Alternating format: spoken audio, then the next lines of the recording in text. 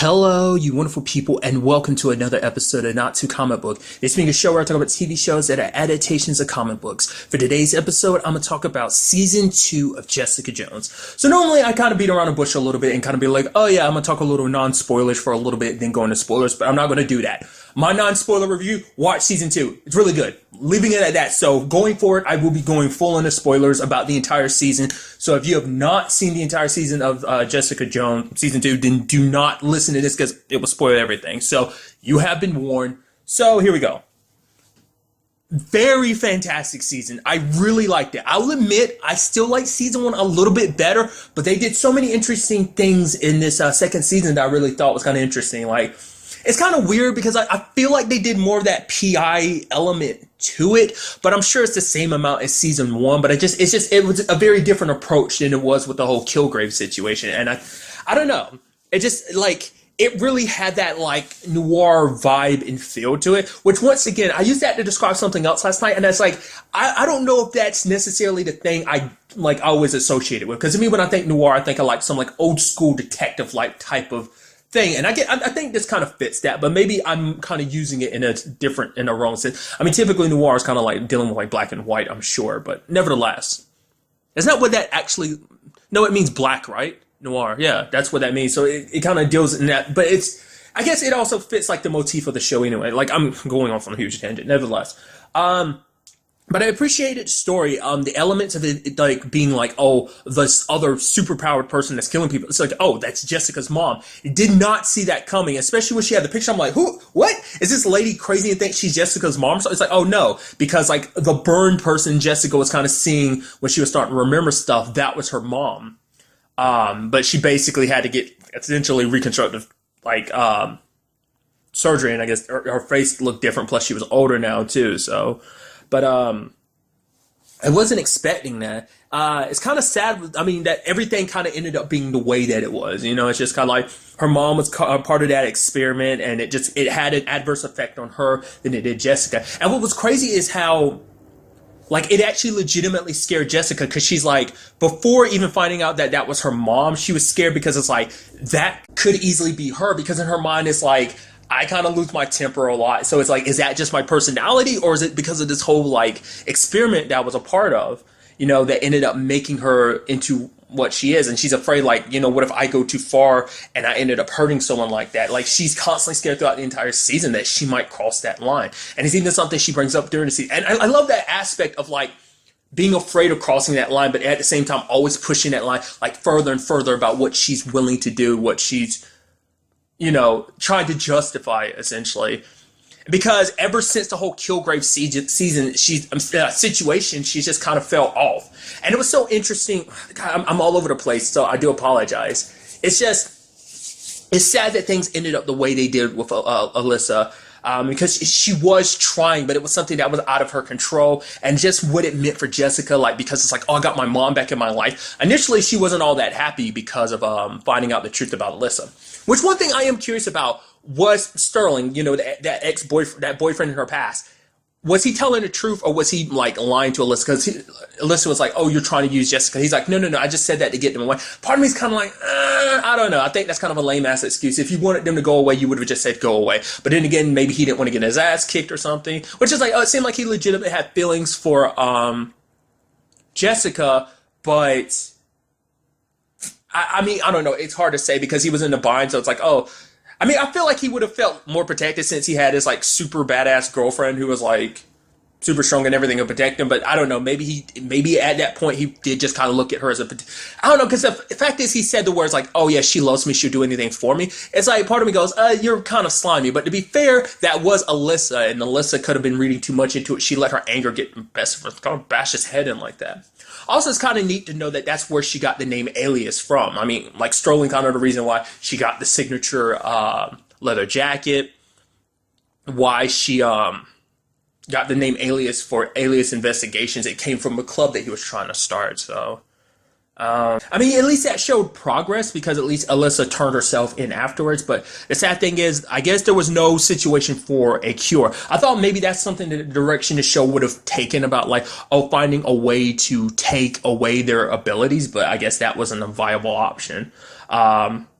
I mean, you would think there would have been. I mean, it's nothing Carl ever discussed. I guess it's like so ingrained in their DNA, it's hard to separate. I mean, maybe that's kind of I mean, something that could potentially happen in the future. I mean, at least in Jessica's case, because the whole like superpower thing is like, I mean, that's kind of a storyline in a lot of superhero stuff. It's like, oh, they get their powers taken away. Usually either it's by some experimental thing or maybe someone with powers themselves, you know, something like that. So maybe that's something we'll see kind of happen to Jessica potentially in the future or whatever, you know? So, but I really appreciate, like I say, like what I appreciate about this is, and it's something that, you know, season one captured as well, is the fact is that whole aspect of like, what I think makes a villain really good too is like the personal connection, because she had a personal connection to Kilgrave. That's what made that whole thing even more interesting in my opinion. And it also makes this interaction even more interesting too, because it's like, this is her mom. She doesn't know what to do. It's like, my mom's a killing machine. When she kills people pretty hard. And it's like, she's got that to deal with.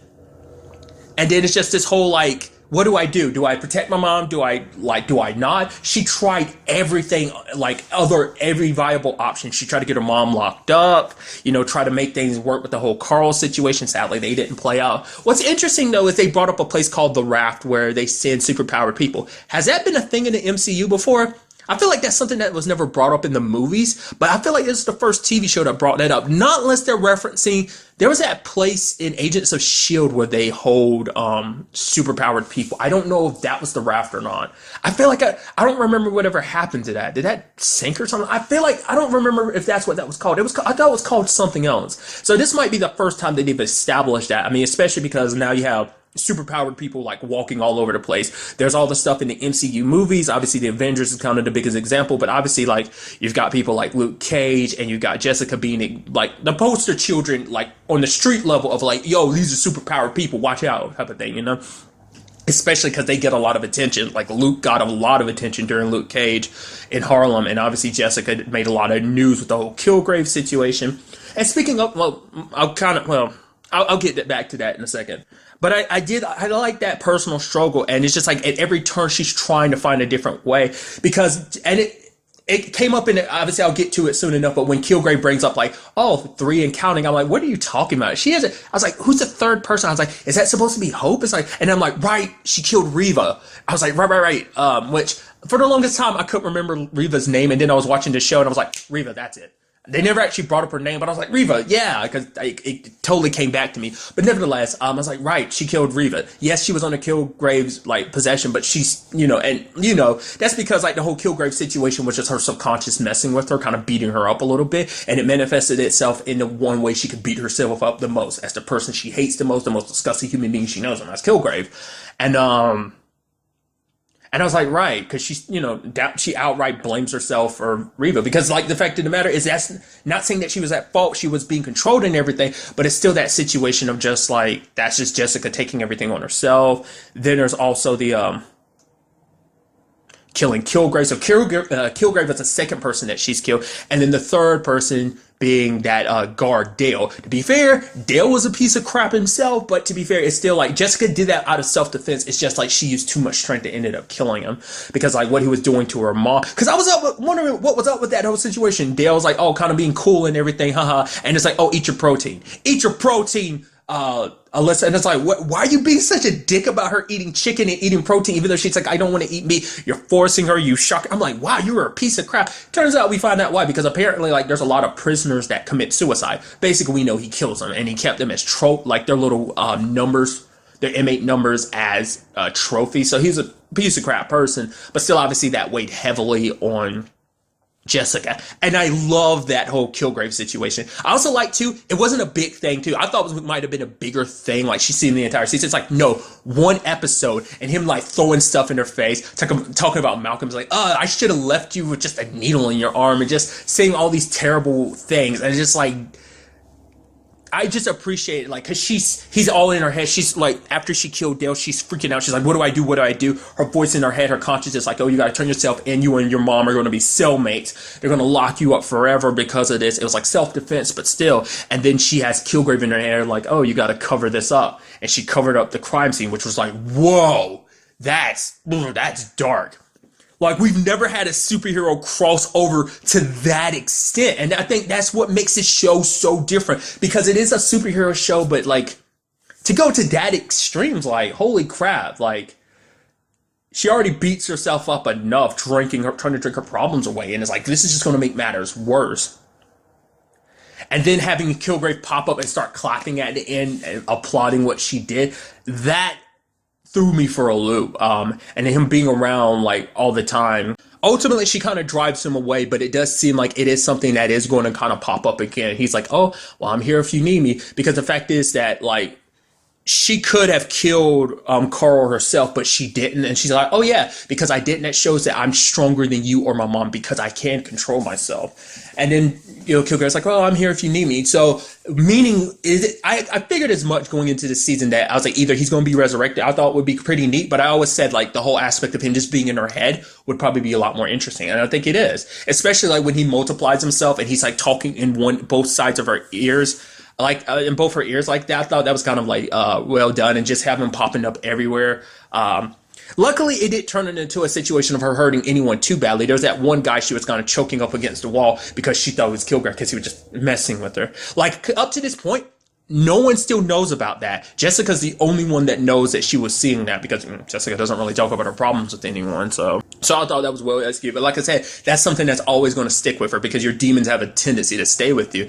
And there's no 100% getting over everything that Kilgrave was and represents, because he kind of represents the darker side of Jessica. Like I said, it just manifests itself as the person that like her subconscious knows it would bother her the most. So I'm going to be expecting we probably would be seeing him from time to time in the future if anything ever, bad like comes up again. I don't know. We'll just have to wait and see.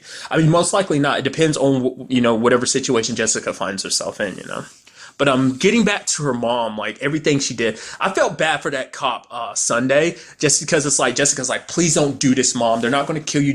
You don't have to do this. And she ended up killing Sunday.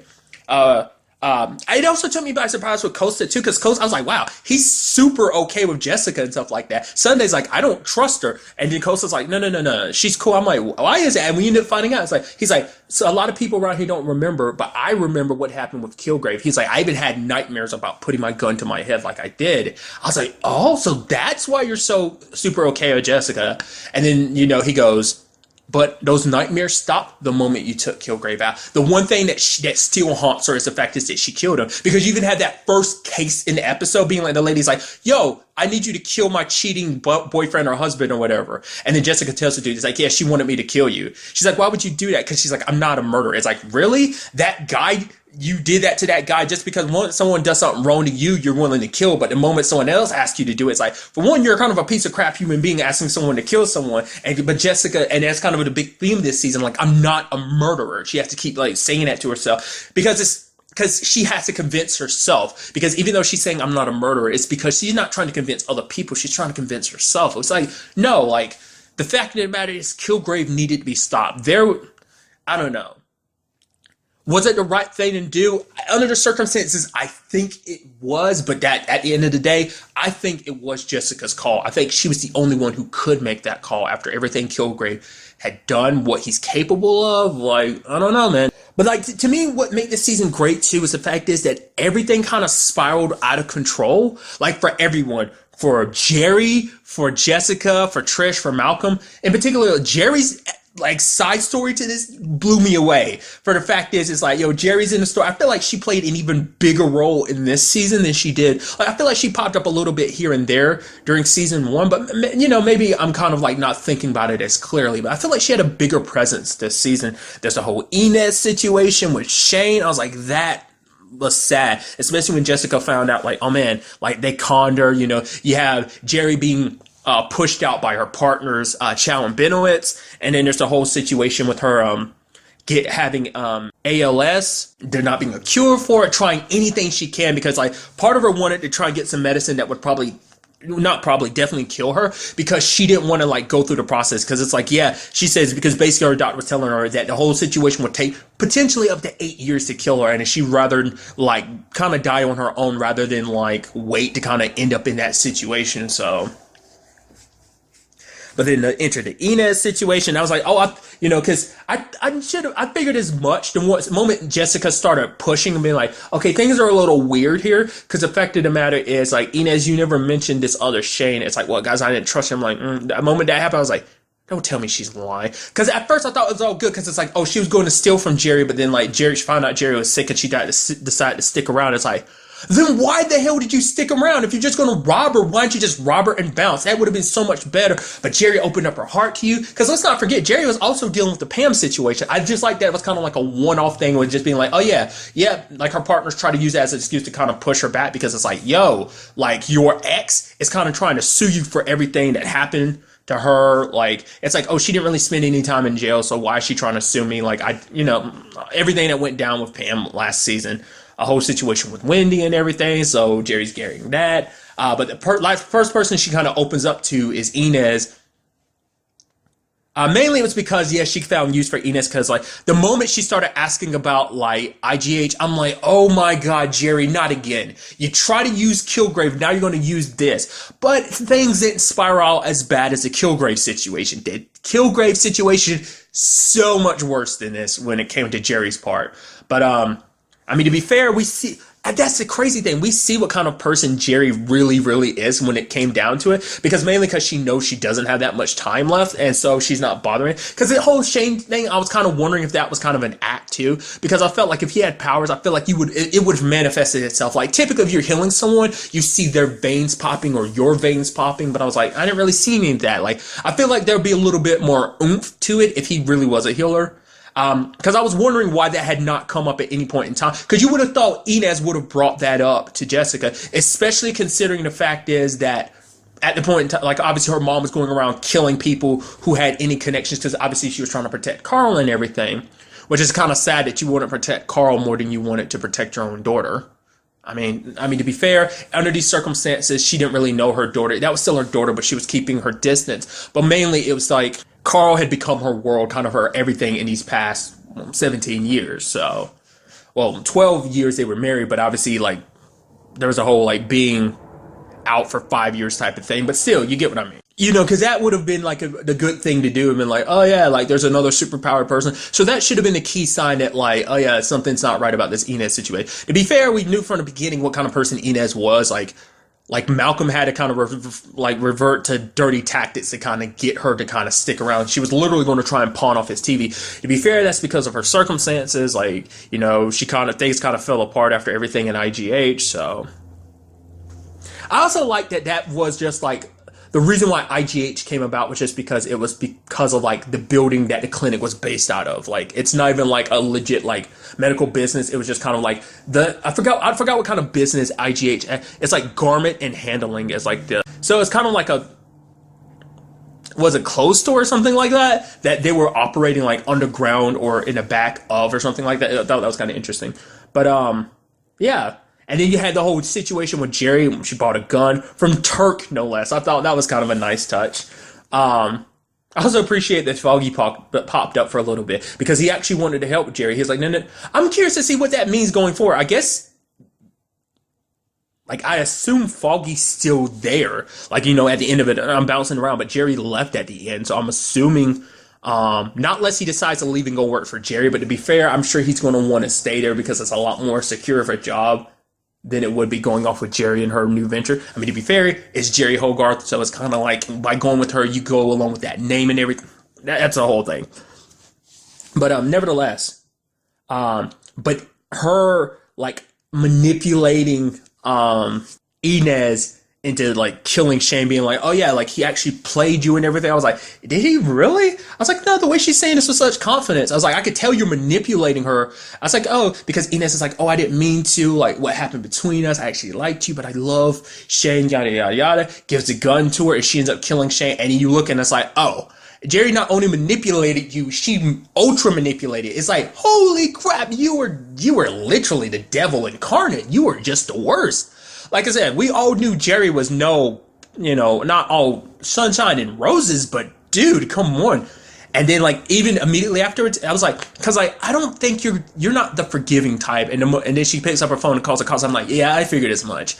And I know you're not going to do a diddly squat to help Inez either, because this way it's like, oh, Shane pays and you make her pay at the same time too. So it kind of works out for you. 2 birds, 1 stone type of situation. So, but I also love the baller move she pulled at the end. It's like, yo, I got this evidence against you, so you're gonna double my severance pay, and I won't call you guys out, because the fact of the matter is, like, oh yeah, Chow, you're kind of mixed up in some shady stuff. If our clients find about that, even get a whiff of it, they might bounce, because you know how skittish they can be. And it's like, so what I'm gonna do is I'm gonna take that severance pay, I'm gonna take my clients, which includes Rand, which I'm like, yo, because you know, like, Rand's literally $1 billion industry business, and it's like, yo, freaking Jerry with the baller move. To be fair, like, that's the only reason why they're associated anyways, because of Jerry anyway, so I'm sure Danny would appreciate that. It's just kind of like, you do you. I'm sure that's going to be something we'll kind of see later on, but I was like, yo, that's pretty dope. And Jerry had, like I said, Jerry has the Hogarth name. Like, Jerry is her, you know, so it's like she can manage on her own, especially with that severance pay. We ended up finding out about her upbringing a little bit, too. She didn't come from, like, a big upbringing. Like, she actually started off poor. That's why she fights tooth and nail to keep what is hers, because everything that she's earned is hers, and that's why she's fighting so hard for her business. Also why she fought so hard to get back her stuff, because it's like, yo, I don't care what the price may be. The fact is, you play me, nobody plays Jerry Hogarth, and I'm gonna get back what's mine, you know? So Jerry kind of plays for keeps, dude. That's not the only thing. The whole Price situation took me by surprise, because really quick, I'll bring it up. The whole Simpson thing, obviously that plays into Trish's story. I thought he was going to be a bigger part this season. It's literally like the first time you fully pop up, you're out in the shadows, everyone knows you're about. It's like, oh, you were killed immediately, had your neck snapped. It's like, woof. And that took me by surprise. I thought he was going to be a bigger part of the season. I mean, he plays a certain angle because obviously he's connected to this, like, Kozlov and everything, which even Kozlov ended up dead. I mean, to be fair, it kind of plays into Alyssa's story, because it's like, it seemed like that was good. It is a big part of it is this season's story, but at the same time, it's like all the characters you know that were associated with that are literally dead. That's what kind of took me by surprise. But nevertheless, going back to what I thought Price was a part of this whole IGH thing, it's like, no, he legitimately is just competition. And the dude was such a dick trying to, like, step on Jessica's territory. It's interesting, too, because I wasn't expecting it. He was literally hired by Jerry, because Jerry is like, yo, me and Jessica still not on the best of terms. Obviously, still weren't on the best of terms in Defenders. But it's like, yo, he wanted to get a job to Jessica, but she knew she needed a mediator between them. So that's why she got Price, but Price is a dick, and Jessica doesn't take nicely to, well, people in general. So, and then he had to say all that crap running his mouth off about, like, oh, her family's death and stuff like that, and just and calling her, like, the weakest person he knows. Then there's a whole situation trying to get Jerry to kind of, like, drum up stuff against her. Jerry ended up shredding that, pissing Price off. His man ends up dying, stealing all those files from Jessica. That pisses him off. I love Jessica calling him out too. She's like, the fact of the matter is, you can be pissed at me at all you want. That just shows how much of a stupid and private investigator you are, because you can't even see the truth that's in front of you that had nothing to do with this. I literally have an alibi, technically, but that kind of didn't all matter anyway. But when it was all, because that was Jessica's biggest reason for not saying anything in the first place, because it's like, if this information comes out, they're just going to lump me in with my mom anyway. So, but she ends up telling Price, I'll go find the real killer myself. Then it becomes out about her mom. He tries to kill her. She like that whole situation. I'm glad it ended the way it did, because I was so certain Price was going to end up dead at the end of this. I was like, oh man, like the moment Jessica turns her back, her mom's going to kill. Oh, okay, you're bringing your mom along too. Awesome, aces. So, but luckily, Price got away. He didn't pop up for a good while, but next time we see him again, it's the whole situation with Malcolm. Which, to be fair, I always had a feeling like it was always going to end that. The moment he offered Malcolm that job at the beginning, I was like, by the end of this season, you're going to be working with him. I knew it was going to be something. Like, something was going to lead to that. I figured it'd be something between him and Jessica, but I mean, there's the whole, like, Malcolm and Trish storyline too. There's just so much. I gotta break everything down. First of all, going back to, like, Trish's storyline, the whole aspect of her, like, using that inhaler and kind of going a little crazy. I was like, oh man, that sucks. She's getting super aggroed and everything. She's kind of like, especially because we got to look at her, like, past. When we were looking at Jessica's past, like, you know, hearing her mom's story, like, we saw, like, a lot of, like, Trisha's story too, like her kind of, like, she stepped away from that life, but then she kind of got mixed back into it and stuff like that, the drugs and stuff like that. Even that situation that Jessica found her in that bathroom with that club manager or whatever. That didn't play out the same way it did in the trailers. That was kind of interesting, because in the trailers, it shows Jessica holding that dude's face. Well, no, I might be thinking of something. No, I think it was that exact scene. Like she presses his face against the glass. Like I could have sworn like she pressed it until it started cracking. I might be associating that with Defenders. That might be what that is. I don't remember. It's been a little while since I saw the trailer, but I thought she smashed his head like hard against the glass. But nevertheless, it's just crazy because we've never seen Trish like that, and so it's like, whoa, like we see where like. You know, Jessica kind of like, it's also interesting too finding out Jessica went to college. Why I said that, and it was such a surprise, because Jessica didn't seem like she was kind of the one that, just with who Jessica was, it didn't seem like she was. But to be fair, Jessica now isn't who Jessica has always been. Yeah, she's kind of been a little difficult, a little stubborn and stuff like that, sure. But it's like, oh, you went to college and everything, but she dropped out because it kind of became too expensive because like Trish was actually paying for it and stuff like that till they had their falling out and stuff like that. And I guess that was kind of foreshadowing to their whole situation. But nevertheless, getting back to it, Trish basically imploded her own life because of that inhaler stuff, how aggressive it made her and stuff like that. The whole thing with her and Griffin, that was kind of interesting. He didn't stick around in the story for long, but I was like, oh man, she got a new guy in her life and everything. I've seen that actor and stuff who played Griffin. I just can't remember what exactly. But nevertheless, it's like, oh man, things are good. Oh, never mind. Basically, cause for her, she realized that she, like, when she thought, oh man, this is, oh, ZCN. Oh, it's a marriage proposal. And she was so disappointed. She realized like what mattered the most for her wasn't that she loved Griffin. She cared about him, sure, but it's like what mattered the most was the fact is like she wanted that position. She wanted to be him and she wanted to be taken serious. She wanted to help people. And that was kind of her biggest story this season, is because Trish wants to be special. And she ends up getting told off by Alyssa about that too. It's like, everything you're doing is because you're jealous of my daughter. Like the fact is of what she is and everything that you're not. You know, it's just like, Trish, it's that the road to hell is paved with good intentions type of thing. It's like she had the best of intentions. She wanted to help people. That's why she wanted to dig up this story. But at the end of the day, it's one of those situations where it's like, were you really doing this whole IGH thing for Jessica's sake? Or were you doing it because you wanted to be a hero yourself? That you were tired of kind of like being all just patsy, which let's not forget she had to do that for a party at the beginning to get the information she needed about this. There's that whole Max storyline that was like, super disgusting. It's like, fuck that guy. It was pretty dope when Malcolm punched him in the face, though. I mean, obviously he deserved a lot worse. I mean, if ever Jessica put her like fist through his car like hood, so I mean, there's that. But man, and you would like, let's even talk about Dorothy this season. And I'm glad we kind of got that. We got a little bits of Dorothy last season. That was something I was kind of hoping. I was like, oh, will we kind of get a little bit more of that this season? Oh boy, did we get a lot of Dorothy this season. Just kind of how much of a terrible mom she is in some cases. I mean, because let's not even forget the fact is she doesn't even refer to Trish as Trish. She refers to her as Patsy. So it kind of shows you what kind of mentality she has. But there's even a point where she's like, my God, my daughter was in so much better hands with Max. I would rather leave her in Max's care than yours. It's like, what? Are you fucking, what? You're so freaking deluded and crazy, lady. What? Literally the guy, and even like Trish said it herself, her mom pimped her out to him. And she's like, oh, I was like 15. He's like, oh, you were 16 going on 30. You scumbag. And your mom is just as bad, dude. What the fuck?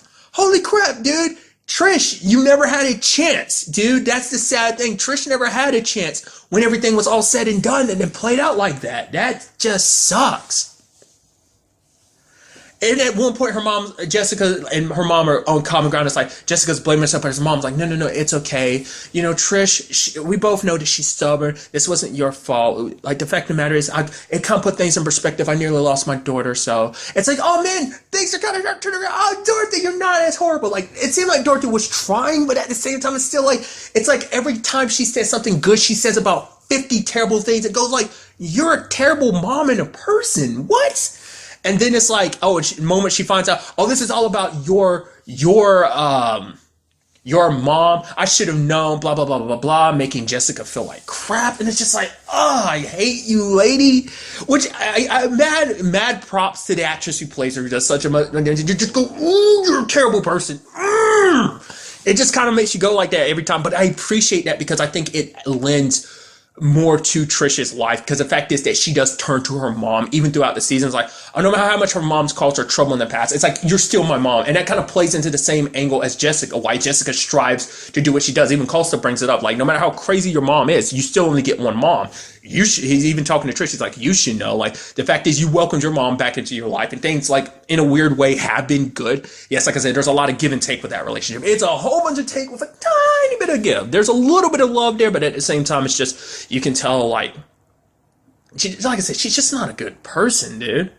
She's trying to help Trish rebuild her life and everything at the end, which Trish kind of ignores her at the end when it's all said and done. So I don't know if that's, with what Trish, and I'll get to it soon enough, but I was actually surprised when she was like, oh, telling Malcolm, it's like, oh man, we got to get to Carl and everything. We got to get him locked up. And then immediately I was like, and then she knocked Malcolm out. I'm like, oh my God, like, you're trying to get stuff for the inhaler, aren't you? And it's like, no, because the inhaler had side effects, because the fact is Trish is going to be like severely messed up because of all that injecting. And that came up in the story too. I was like, when the hell is that thing going to run out? Has she ever had to replace that? And it's like, okay, and then it finally came out. I was like, oh, okay, good. I was like, how long is she really going to really keep that up the entire season? I was like, okay, it ran out, and there's no way to there's no way to recreate the enhancer. To be fair, because she was at the hospital, the lady was like, we can't make it again. And she's like, I wasn't asking for it. It's like, no, you literally were asking how to reproduce it. It's like, no, I misspoke. It's like, you didn't misspeak. That right there, like, that whole situation, because the fact of the matter is Trish's problem is her addiction. And she kind of has an addictive personality, and she found a different vice. And that's something even Malcolm dealt with. It's like, oh, you're not doing drugs, but you found another vice, and that other vice was just women upon women. I was wondering about that whole situation, what that was supposed to represent. And then Jessica pointed out, I was like, oh, I get it. It's exchanging one vice with another. But nevertheless, that's kind of what Trish had, just because everything was kind of unraveling, and she just, stuff with her and Griffin, and she wanted to feel important. She wanted to feel special. So that's why, but then finding out, like, oh, she's like, oh, I need Carl's help. And then I'm like, oh my God, you're trying to get superpowers? That's it. Everything happened because, like I said, everyone played their own part in why everything messed up, but Trish played the biggest role, because things wouldn't have turned out the way they did for Carl, because she made it seem like she was looking for justice. Like, oh, but you wanted to make sure you got something out of it. You wanted to go through the experiment and end up with superpowers, and it nearly killed you. And even Jessica called you out on him. And even then, she's trying to call Jessica out on it. Like, what are you talking about? You ruined everything. I could have had superpowers. She's like, you could have either ended up dead or like my mom. And then she's like, well, I could have ended up like you, Jessica. I was like, what? What are you talking about? Jessica's like, I'm a mess. You see how I'm coping with all this stuff with superpowers, but Trish thinks, no, I'll be the exception. It's just like I said, how far she's willing to go just to be this hero that, get what she wants, especially because she sees that, it's like, oh, Griffin is back with ZCN doing his thing. And I'm sure that just kind of made her, it definitely pissed her off even more, because she went kind of back to the inhaler and everything. So, I mean, when it's all said and done at the end, we do see that she has powers. I had to look it up just to remember, but her name is Hellcat, because they keep making references to it too. They're like, oh yeah, like, oh my God, you're so lucky, Miss Walker, because you used up 2 of the 9 lives. I got it. Cat. And then also, because I know nothing about Hellcat, just the name. And then I looked and saw that she was using her reflexes. Like, that seems like that's kind of her thing. Like, it probably didn't give her superhuman strength, but it probably gave her like superhuman reflexes, which is why I was kind of wondering things between her and Dorothy might not be good. Like, her mom is kind of a vice to going back to her mom, but now that she's got superpowers and she's probably going to use them for good, she probably won't bother like going back to her mom. Like, I don't know, she might be so sidetracked with trying to be a hero and everything. So, but obviously I got to go back because it ties in with Jessica's story. It's the whole situation with Alyssa. Like, it's one of those things, like the whole Kilgrave situation last season, it seemed like she was trying to, like, I think that is the thing about Jessica, and it's something like, she pretends like she doesn't care about people, but she legitimately does. It's just she beats herself up about it, because she tries not to care, but she, like, a lot of times she, like, when she does care, she invests her whole thing into it. Like, she's shown that countless time again. But the thing is, last season, she tried to change Kilgrave. And I've never been able to really tell, like, whether or not she really wanted to try and change Kilgrave, or was she just kind of, like, using that as an excuse. I feel like that's kind of an excuse. But nevertheless, that's kind of has always been my mentality. But there's still a part of me that was thinking maybe she was trying to change him. It seemed like she tried to do that with Alyssa. over and over again, but obviously everything with Carl made her kind of snap. She almost even made Jessica kill Trish because she held Jessica's arm against Trish's neck. And that was crazy. But getting back to it, it's like they actually worked together and they saved that family when they were on the run and everything. Because Jessica didn't know. Like, because like her mom was like, you calm me down. Even something Carl couldn't do. When I was kind of in my mode, like kind of just fueled by my anger, I couldn't be stopped. I could be tranked, but that's about it. But you brought me back, something even Carl couldn't do. So it's like, hey, we be there for each other. It's like we can be a family again. What's even sad too is because like she ended up talking to her mom and ended up finding out that this life she had wasn't the life that she's remembering. I mean, it's like you're a kid, so you didn't notice all those stuff that was happening. It was like me and your daddy argued all the time. We kind of actually hated each other. Your brother kind of knew about it to a certain extent because he kind of was there when we were in the middle of a screaming match. And it's just be like, oh, me and your dad hadn't had sex in like a year. And she's like, God, Mom, I'm not trying to hear about you and Dad's sex life. And then like, it's like, oh, your dad's so wanting to take control. He feels like if he didn't drive or whatever, he would like his dick would fall off. And she's like, I don't want to think about my dead dad's dick falling off. It's actually interesting the conversations between them because you see a lot of Jessica's own personality within her mom in those moments. And it kind of caught me off guard because I'm like, huh. That's so interesting when you see like their interactions and stuff like that. Even though there's this like elephant in the room of a problem between them, that you still see those interactions. You see that mother and daughter relationship kind of peek its head in and out. And I thought that was kind of an interesting aspect to it. And I think that added to the struggle that Jessica felt in this season about like what she should do about her mom's situation. But then working together, like saving that family, it made Jessica kind of see things like, no, maybe I can make this work. You know, I can keep my mom, you know, because everything she was like, oh, this is how I keep my mom. It's like, I can keep my mom and I can keep her under control. So that's good, you know, but, she heard Costa talking about things and it's like, it put things in perspective for Alyssa. It's like, I don't want to be the reason that you end up dying because of me. And so when it's all said and done, going to that Ferris wheel, that sucked because Alyssa was giving up. No matter what the situation would have been, whether it was like she was going to die, whether she was going to be put in a raft, whatever the case may have been, she was giving up. And then Trish pulled the trigger. Did not see that coming. I was like, oh yeah. And then all of a sudden, bam! I was like, what the hell just happened? I was like, did a cop kill? It's like, no, Trish did. It's like, what? Legitimately, like, what the fuck moment, like, Jessica's covered in her mom's blood, and she went after Trish, and I was like, what the hell did you do that for? She's like, I thought she was going to kill you, and it's like, no, her mom was giving up. Her mom wasn't the same with her around. Like, she hadn't had any moment subsequently since her mom was around her. Like, she was able to keep her mom calm, and it was good. And Jessica wasn't trying to leave her mom behind, but her mom was giving up. Because for her, it's like, you are a hero. Because all it takes to be a hero, you might not like the word to be a hero. All that means is you give a shit. That's all that means. And you do care. It's like, I might not be amazing, but I might have done something good by making you. Essentially, that's what she was kind of telling Jessica. And it's just sad. There was this heartwarming moment, especially because that moment's connected to Jessica's childhood too. I mean, to be fair, they dumped Simpson.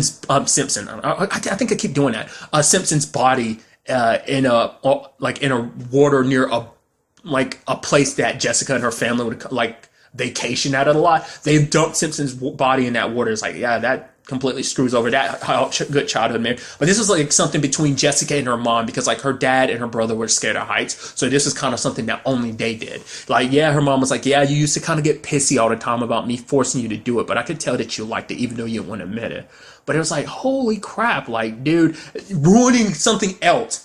And it's like that's what I said, I feel like this is a season of just fuck-ups all around, but I feel like Trish really crossed the line this season with a lot of stuff that she did, and in particular that. And Jessica told her just to run, and she takes the gun, and you see her just sitting there with her mom's body. Costa's telling the other cops to, like, put the guns down. He's like, it was going to have to end this way. You did the right thing, Jessica. And it's like, oh my God. Because, like, Trish is her best friend and her sister, but even at the end of it all, like, she was like, I can't look at you.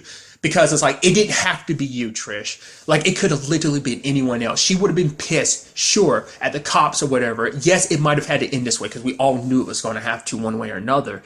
But you didn't have to be the one to pull the trigger, especially considering her mom was calm and everything. Her mom was giving up. But at the same time, it's that situation of like, you don't know, something would have eventually set her off and everything. So it's just sad. And it's like with that one move, Trish destroyed the rest of like Jessica's family, because not only did she kill her mom, she also ruined their relationship because Jessica, like I said, like the only family she had is gone now. Because even Trish was like, when the time came, like if she had to put someone down, she wouldn't hesitate. And maybe that's a situation where you should have hesitated, you know? It's like she thinks she's so in the right, but maybe because this whole superpower thing, I'm curious, will she even kind of care going forward? Maybe she will. I'm curious to see where her and Jessica's relationship goes forward going. Because like when it's all said and done, at the end of the season, Jessica's alone. Because Malcolm bounces because of just Jessica finally pushing her away because of the whole pushing him away because of the whole Trish situation, that basically her going through that procedure and everything. It's like, because you went behind my back. I mean, that kind of took me by surprise too, because like Malcolm was actually learning from her this season. It's like, oh, you're my associate and everything. He's like, yo, don't get so full of yourself. And they're constantly firing him and everything. But this was the first time he legitimately quit. He finished up fixing the office and then he bounced. He helped Jerry with their whole situation, which was like, yo, showing that he is taking that step towards becoming a PI. And like I said at the beginning, I knew he was always going to end up working with Price. But Price is working with Jerry, and Jerry's like, I need you to handle something. And it's like, what is it? Oh, it's something that even Jessica won't do. It's like, oh, so that kind of tells you it's some shady stuff. Because even Malcolm's like, is it legal? It's like, that depends on you. Which we, like, the moment he shook her hand, I was like, you literally made a deal with the devil. Like, Jerry is not someone you want to get in bed with. But Malcolm's trying to start on his own, and, you know, he's trying to leave things behind. It's like, oh, he's taking what he's learned from Jessica, and he's going to apply it in his new job. And it's like, yeah, Price is kind of a dick, but I don't think he's a terrible person. He's a douchebag, but I don't know. It's give and take. But the fact is, him and like Malcolm and Jessica still live in the same building. He didn't move out or anything. At least for now, he hasn't. So they crossed each other in the past, but in the hallway, but they didn't say anything to each other. But I wonder, is it because of what happened to Jessica? Like, what, I mean, not just, well, it's that because of everything that happened to Jessica, but he's not trying to reach out because neither one of them is just willing to cross that line. Just because I'm sure for both of them, it's like, I don't know if we can come back from this anyway. So there's that element to it. But I think there's also the aspect of, whatever he learned from Jerry. I'm thinking it has something to do with IGH. She probably still wants something associated with it. For it to be something Jessica wouldn't take, it has to be either that or killing somebody. Like, things that Jessica isn't all about. Now, I mean, the fact of the matter is Jessica wasn't even the one that kind of ended up killing Alyssa, but obviously she's the one that's taking the rap for it. So, which is going to be interesting because now there's going to be like, she already has 3 deaths on her hands, and she might still look at it as like she's the one, like people are still going to be like, oh, you're the one responsible for killing your mom and everything. It's like, okay, you've taken care of 2 monsters. It's like, well, your mom's a monster, which is like even her, like her last moments of her mom kind of show her mom wasn't a monster, you know? So I'm just curious to see where that whole situation takes us like next season. Like, well, if there is going to be a season 2, I don't know. It is Friday when I'm recording this. This will probably go up Saturday. So I try not to look at those things ahead of time. So I don't know. I'll wait a while and then ultimately update you to anything if there will be a season 3. But I'd love to see where things kind of go from. Like I said, they did a really good job. It's even aesthetically in the show. There's a scene, the last shot of the first episode, like how the opening ends with kind of Jessica opening her eyes, like a side view of her face, like a super zoomed in look at her face. They literally had that shot in the show. I was like, that's super good. Did they have that in season 1? I don't think they did at all. But the fact is they included that as a shot in the show. I was like, oh, that's super nice. That's kind of a nice little detail. Also, side note, there's like little stuff here and there kind of I picked up. There was this reference to, like, she's like, oh, I forgot what she was talking about, but something being cloak and dagger. And I was like, oh, like, I know that's a phrase, but at the same time, I'm like, because it's a Marvel property too, I don't know if that was you slightly throwing that in there because that's coming out this year or not. Probably not, but I just thought that was kind of interesting. It's just the fact that you use that turn of phrase. Like, it was literally probably nothing, but my nerdy brain that's like, oh, you were referencing cloak and dagger, the Marvel heroes, you know? So nevertheless, it's just kind of funny. Oh, you also had that lady, Timby Wallace. And it's a little small reference. I don't know if anyone else remembers, but she popped up in Luke Cage. She might have popped up in other stuff, but I specifically remember her from Luke Cage because she's the one that was interviewing Mariah. She's the one that kind of dragged a lot of Mariah's like dirt out into like the public like during the season. So that's why I remember her from when she was interviewing Dorothy. I was like, oh yeah. So that's a kind of like a small connection to like this whole like MCU like stuff on Netflix. I thought that was kind of pretty neat. So that was kind of a nice touch. Getting back to what I was bringing up earlier, I kind of went on a huge tangent. But aesthetically, like the music and everything, I feel like I really noticed it this season. I feel like I didn't pay as much attention to it in the first season, but definitely this season, like just that music. It's like they really nailed the aesthetic of like that PI, like I said, noir feel to it. And it just, even like having the ending be the way it is, like kind of sad and depressing like that. It's like, yeah, that was kind of like, well, it kind of ended depressing, at least with like Alyssa's storyline just being the way it is. It's like, oh, you just had your family, you finally gotten them back, at least your mom. She still lost her dad and her brother, which I thought that was kind of super sad, the whole like, because Trish doing that was kind of dickish. Like, the fact is, it's like, oh, she wanted her to, like, Jessica to care about the case and everything. I was like, oh, here's your family stuff. It's like, I know what she would do when she was trying to help Jessica with the past behind her and everything, but that was still a dickish move. It's like, really? You talked about, oh, never, like, oh, this being like a super new low for her and everything. I was like, that's so dickish of Trish to kind of do that. Like, you don't force someone to deal with their stuff, but I guess in her mind, it's like, it's the only way to get Jessica to do it. But once again, that's what I was talking about. Like, it's hard to say whether Trish really did anything for Jessica's sake, or did she do it because she wanted to be a hero, that by bringing Jessica into this, she could help crack this IGH thing wide open, you know? So, I don't know. I'm curious to see what goes forward with this, because, you know, the whole her imploding her career and everything, like I said, her biggest focus most likely will be trying to apply her superpowers, you know, if there is another season. But, I completely almost skipped over it with the whole Oscar situation. That kind of took me by surprise. I didn't know that their situation was going to be what it is. It's like, oh yeah, like he hated her from the beginning, and I was like, oh man, you're prejudiced against her because of people with powers. And there was even a moment from Sunday being like, oh yeah, I don't trust you people, just because of like you people. It's like, it's super messed up, because it's like, that's super messed up, dude. It's like, even that's kind of being an aspect too, like, you know, that kind of plays into the storyline of like, oh yeah, like even Oscar was kind of dick to her because she had powers and everything. It's like, oh yeah, like, oh, I'm discriminating against you because you have powers, but that doesn't mean diddly squat, because the fact is that you're not a protected class or whatever. And there was even that point where she used Malcolm as a means of trying to talk to the guy that works above Oscar, and I was like, oh, Jessica didn't. I was like, the dude was there under the wrong impression. It's like, and it's like, no, Malcolm's not there to like flirt with you and just kind of be eye candy or anything for you. It's just Jessica sent him there to talk to you. And it's like, then later on, it's like, oh, actually, Jessica literally did send you there because you would kind of be his type. And it's like, oh, so she did use you into more of a, oh, kind of sending you as a slab of meat type of thing. Nevertheless, that was kind of interesting. But we ended up learning more and more about Oscar, his situation, the whole thing with his ex. His ex is, she's kind of a piece of work. The whole Vito situation, him being fascinated with Jessica. But the reason is because like Vito's like straight out of prison himself. He's only been out for like 6 months. Basically, he's in a custody battle with his ex-wife.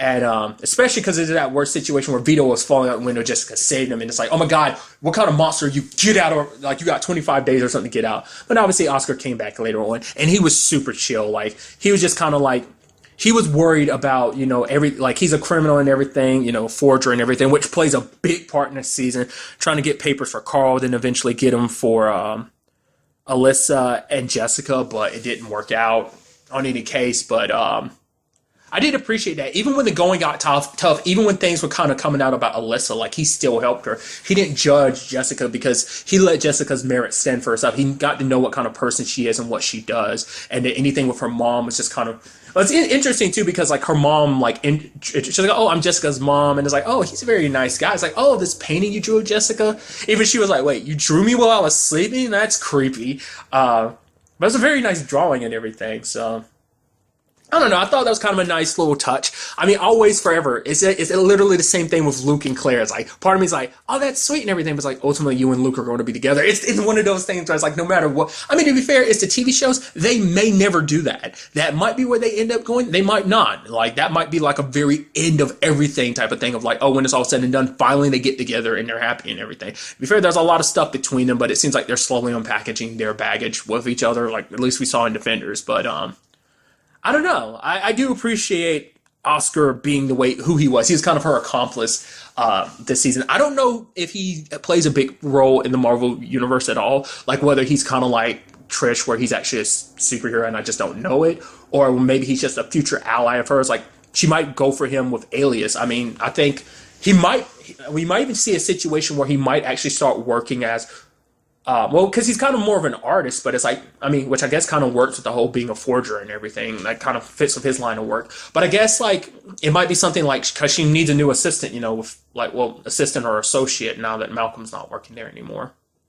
Which is kind of a sad thing, because when it was all said and done, it's like the few people she had in her life, the little inner circle she had is gone. And you even have that line from her at the end of the season being like, it took a dead person in her life coming back in her life to make her realize that she's been dead this entire time, that she hasn't really lived her life, because she's basically has been numbing herself. She's been cutting herself away from people, but we see her changing that at the end because she goes and has dinner with Vito and Oscar, which is kind of a nice thing, which I even appreciated her and Alyssa working to get Vito back, because Sonya was trying to run with him and everything.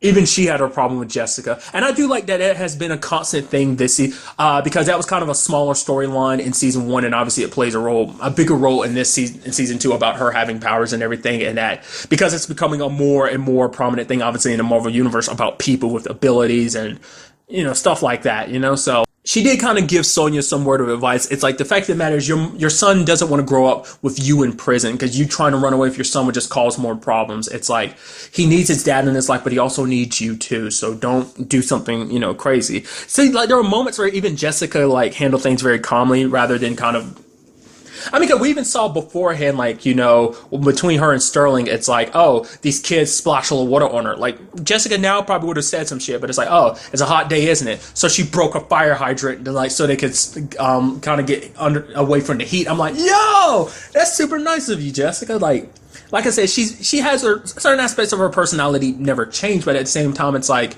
everything that's happened kind of accumulated in her, especially just stuff with Kilgrave kind of forced her into being the person she is. So, like I said, overall, it's just, like I said, I still feel like I kind of like season 1 a little bit better with certain aspects, but I feel like there's other aspects that I feel like they nailed better in this season. But I mean, that's just me. It's still, both seasons are pretty damn good. And so I am hoping for a season 2. I mean, a season 3 of this. I'm still holding out for a season 2 of Defenders. I want to see all of them come together again, dude. Holy crap. Because I think another thing that lent to this season that's kind of had a way over season, I mean, to be fair, it was kind of set up for Jessica Jones in the future. It's like, oh, the whole Trish storyline. Whereas like season 1 was kind of also set up for Luke Cage as well. So, but this is all going to be in, like, all the Trish stuff is going to be within the wheelhouse of Jessica Jones. So, but like I said, nevertheless, I would love a season 2 of Defenders, but I don't know. Like I said, that probably seems very unlikely. But nevertheless, I'm very curious to see what they would do in a season 3. Because everything's kind of like been dealt with. IGH is kind of gone. Like, a lot of people associated or dealt with. Because like the stories that are left open-ended are the ones that are just kind of like the personal stories, like Malcolm's story or Trish's story, which is kind of interesting. Because like at least season 1 there was some leftover storylines with the whole IGH thing, but now that that's kind of been dealt with. Like I said, there's always potential for that to come back. It's like I said, in particular, if that's what Jerry is up to. So also Jerry's story too, like what she's going to be doing going forward. So I don't know. I do know that the next show up, I've kind of talked about it recently, is Luke Cage, because that's coming out in June 22nd to be in particular. So I'm very interested to see what that has in store, but I'm looking forward. I'd love to see what they do with like a season 3 of this. Like, what kind of story would they tell? Like I said, probably continue with the trends. She'd most likely go up against someone else super powered, but I'm be curious to see what approach they take with the story.